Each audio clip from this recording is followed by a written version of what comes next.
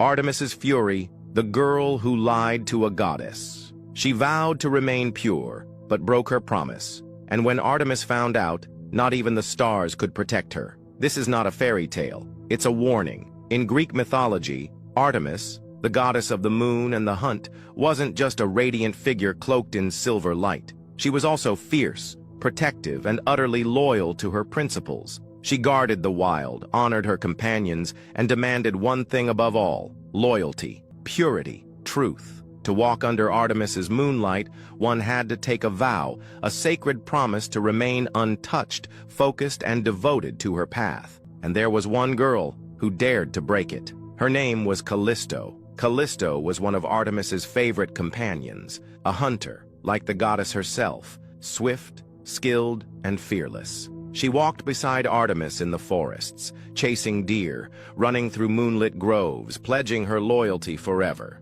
But Callisto carried a hidden longing, and that's where it all began. One day Zeus, the king of the gods, noticed her. As in many myths, he used trickery to gain her trust. In some versions, he appeared disguised as Artemis herself, using deception to approach her. What followed was a moment that changed everything. Callisto found herself with child, something that violated the vow she had sworn to keep. And in the realm of the gods, breaking such a vow was no small matter. At first, Callisto tried to hide the truth. Her growing belly, her silent fear. She continued to hunt beside Artemis, to laugh with the others, to act as though nothing had changed. But goddesses always know.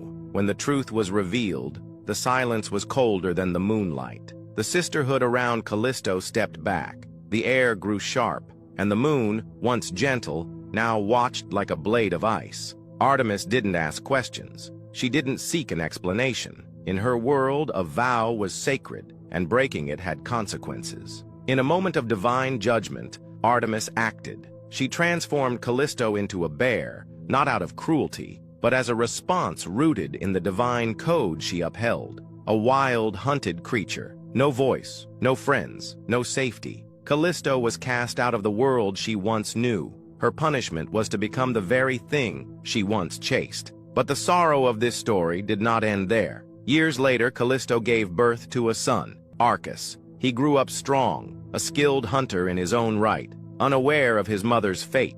And one day, their paths crossed. Arcas raised his spear against a bear who looked at him not with rage but recognition. Just before the spear could fall, Zeus intervened. In a rare act of compassion, the sky god reached down and lifted both Callisto and Arcas into the stars. Callisto became